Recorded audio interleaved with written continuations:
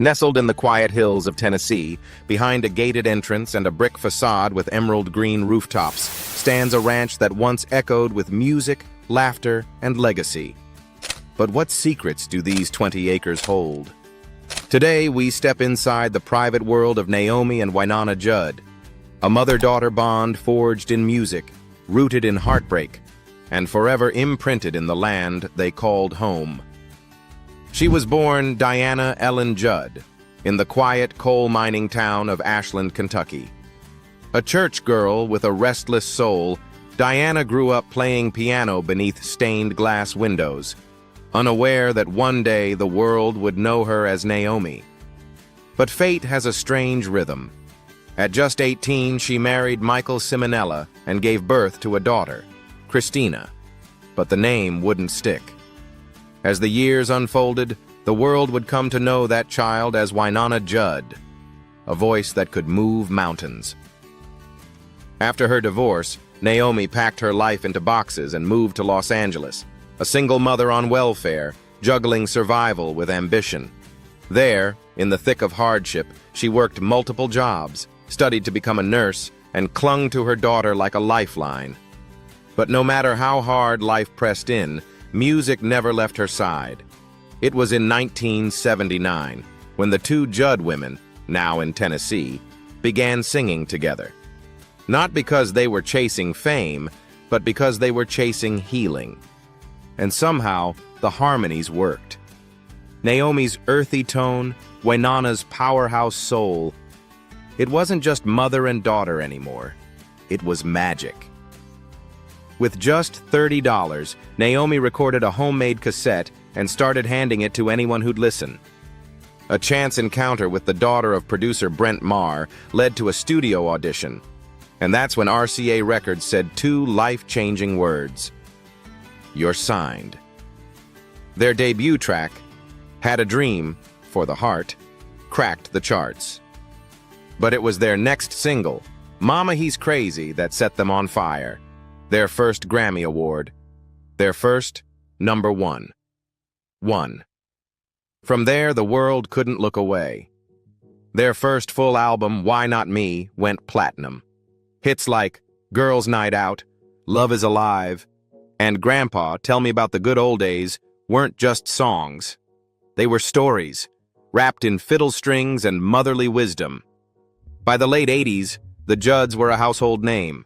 5 Grammy wins, 14 #1 hits. One hit, and a place in the hearts of millions. They weren't flashy. They were real. They sang about small towns, broken hearts, good men, bad choices, and always, always, family. But behind the curtain, not everything was harmony.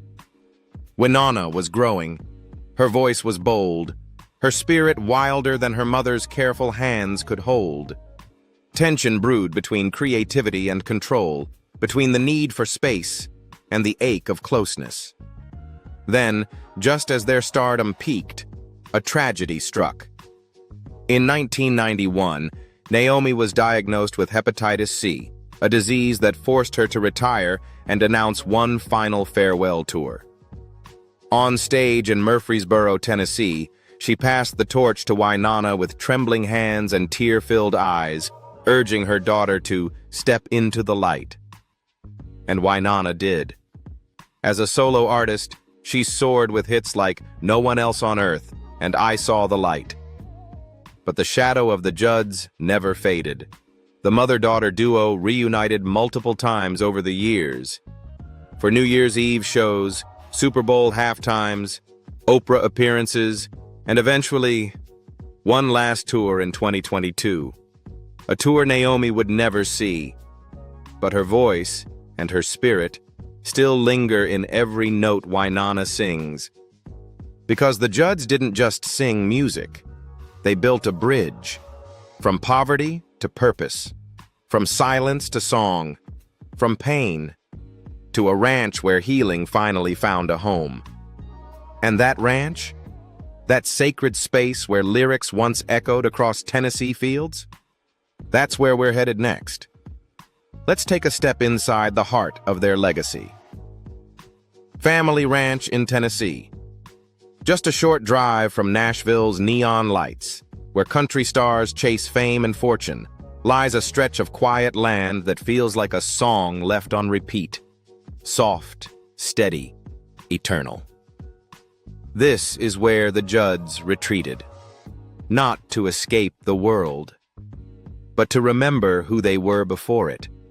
Set on nearly 20 acres of pastoral Tennessee countryside, their ranch is more than a home. It's a living tribute to everything Naomi and Winona sang about: love, faith, simplicity, and the strength of family. The first thing that catches your eye is the brick facade, dignified and warm, crowned with a roof of deep forest green shingles that glow gently in the afternoon sun. A gated entrance offers quiet seclusion, but it's not just for privacy, it's for peace. Step past the gates and into a world where the land seems to breathe. Gravel crunches beneath your tires, horses graze in the distance, and the wind carries memories like dandelion seeds. And then the house rises. At 7,774 square feet, it greets you with a grand two-story foyer where light pours through tall windows and dances across polished wood floors. The sweeping staircase curls up like a treble clef, leading to private quarters where many of Winona's handwritten lyrics were once quietly born.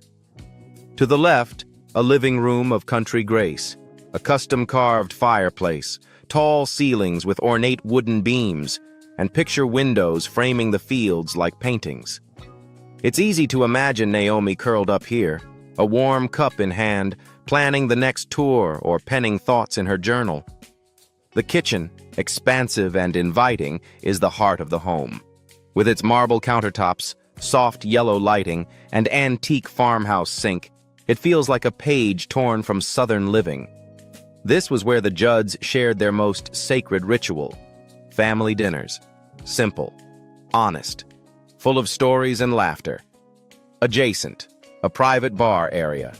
Not rowdy or showy, but refined. A place for close friends, soft guitars, and late-night confessions. Naomi believed in beauty layered with meaning. That's why every room whispers a story. The master suite with its serene color palette and French doors leading to the porch. The guest rooms, each decorated with care, and the library, where faith books and framed lyrics rest side by side. But the soul of the home may lie in its porches. The front porch, with white columns and wicker chairs, offered a space for reflection. Naomi would sit there in the mornings, watching the sun rise with her Bible in hand. The back porch, fully covered and stretching wide like a stage, became Winona's favorite rehearsal spot. Beneath its wooden beams and soft lights, mother and daughter would harmonize as the sun dipped low behind the fields. And the land beyond? It's not just background scenery. It's sacred. Green pastures roll out in every direction, bordered by trees that stand like sentinels. There's a walking trail, worn by years of barefoot steps. A barn that once housed horses Naomi loved like family. And a small fire pit circle where family birthdays, reunions, and even quiet moments of healing took place. This is where Naomi rested, where Winona re-centered, where Ashley Judd, on breaks from Hollywood, found silence between the noise. In the stillness of this ranch, the Judds didn't have to perform. They could just be. It wasn't about marble floors or gold-plated gates. It was about grounding. About remembering that no matter how high the spotlight soared, the roots must run deeper. And perhaps that's why this ranch became more than a residence. It became a legacy, built not in bricks or beams, but in every note sung, every hug shared, every scar healed under the open Tennessee sky. But what did that legacy leave behind? Not just in acres and architecture, but in quiet fortune and enduring impact.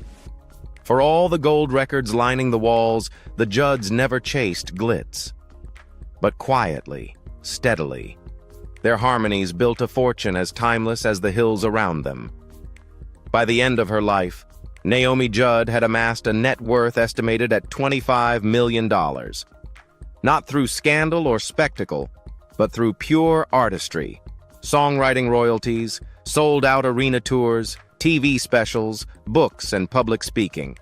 Each dollar came wrapped in a story. Her daughter Winona, with her powerhouse solo career, added even more. From her first solo hits like No One Else on Earth to long-running contracts with Curb Records, her voice didn't just move people. It moved markets. Her net worth today hovers around $20 million, built through music, yes, but also through endorsements, autobiographies, and appearances on everything from Oprah to the Grand Ole Opry. But money was never the goal. It simply followed the truth they sang. But what do you do when life gives you more than enough? You give the overflow. Let's follow their footsteps into the world of giving back. Philanthropy. For Naomi Judd, music was never just melody. It was medicine. In 1991, just as the Judds were reaching their commercial peak, Naomi announced something no fan was prepared to hear. She had been diagnosed with hepatitis C, a life-threatening liver disease. It was a moment that could have silenced her. Instead, it ignited her. From that year forward, Naomi didn't retreat. She transformed. She became a powerful voice for the voiceless, serving as the national spokesperson for the American Liver Foundation, and later establishing the Naomi Judd Education and Research Fund, an initiative that raised both money and awareness for those living in the shadows of liver disease. She often said, "Music heals, and if I can turn my pain into someone else's comfort, then I've done something worthwhile." And she did, time and time again. But Naomi wasn't alone. Winona Judd carried that torch into a new generation of giving. She once said her mother taught her, "You keep enough for yourself, and you give away the overflow." That overflow, it touched thousands. Through the Country Cares for St. Jude Kids program, the Judds raised awareness and donations for St. Jude Children's Research Hospital, performing at benefits and incorporating charitable campaigns directly into their tour stops. They also lent their time and resources to the Children's Miracle Network, and in moments of national tragedy, from hurricanes to tornadoes, they supported Habitat for Humanity, showing up not just with words, but with work boots. Their giving wasn't performative, it was personal, rooted in faith, family, and the belief that when you've been blessed, you don't keep it to yourself. Even after Naomi's passing in 2022, her impact continued. The 2023 release of the tribute album, A Tribute to the Judds, pledged a portion of proceeds to the National Alliance on Mental Illness, NAMI, a cause close to Naomi's heart, given her own public battle with depression. That gesture, though quiet, spoke volumes. It said, "Even in death, I'm still giving." And Winona? She turned grief into grace, performing, sharing, and openly speaking about the emotional storm she weathered. In a world of celebrity excess, the Judds stood apart, not just for what they earned, but for what they gave away. They proved that music can do more than sell records. It can build hospitals, fund research, and save lives. And when the song fades, it's the echo of kindness that stays. But behind the spotlight, the microphones, and the generosity, who were Naomi and Winona when the cameras stopped rolling? Let's step into their private world. Personal life. After the tours ended, after the final standing ovations faded into silence, the question remained: who were the Judds when the music stopped? For Naomi, the ranch in Tennessee was more than a sanctuary. It was a return to herself. In the still mornings, you could find her barefoot on the porch, cradling a mug of tea, her Bible open, the pages marked and worn. The woman who once sang to sold-out stadiums now sang to the birds, whispered prayers into the wind, and found joy in the ordinary. She tended to her garden. She rode her horses. She surrounded herself with rescued animals, rescued stories, rescued memories, and when the world knocked on her gate, she didn't always answer, because peace had finally found her, and she knew its price. Her days were slow, deliberate, healing, but storms, as always, return. On April 30th, 2022, just one day before she and Winona were to be inducted into the Country Music Hall of Fame, Naomi Judd died by suicide after a long, silent battle with mental illness. The news sent a shockwave through the country music community and through her family. But even in that moment of darkness, the legacy of light endured. The next day, Winona, wrapped in black and grief, stood tall at the induction ceremony and said the words her mother could no longer speak. It was a defining moment of grace, a daughter carrying both the crown and the cross. What came after was not retreat, it was resilience. Winona chose to continue the final tour, now not as a comeback, but as a eulogy.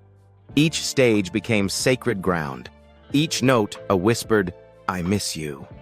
She was joined by friends, Faith Hill, Brandi Carlile, Trisha Yearwood, and Martina McBride, but at the heart of every song was one absent presence, Naomi.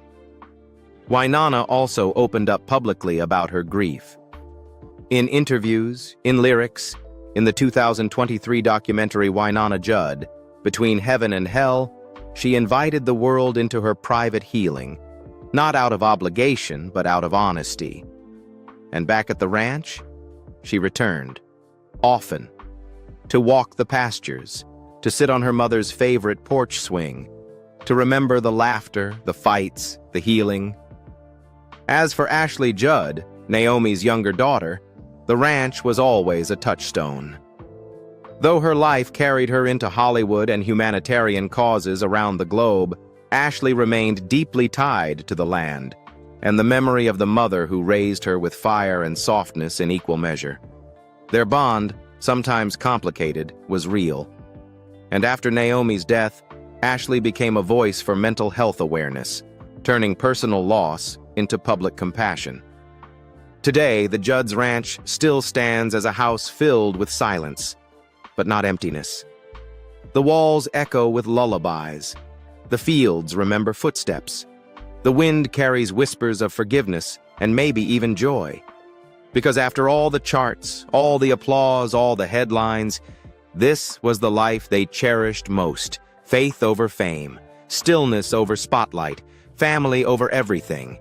It wasn't perfect, but it was theirs. And maybe, just maybe, that's the most beautiful harmony they ever sang. Now, if this story stirred something in you, a memory, a melody, a feeling, there's one more thing we ask. If this story touched your heart, don't let it fade into silence. Subscribe, share, and help us keep the legacy of the Judds alive. Not just as country music icons, but as a family who turned pain into purpose and a home into healing. Because love can build a bridge, and it starts with one click.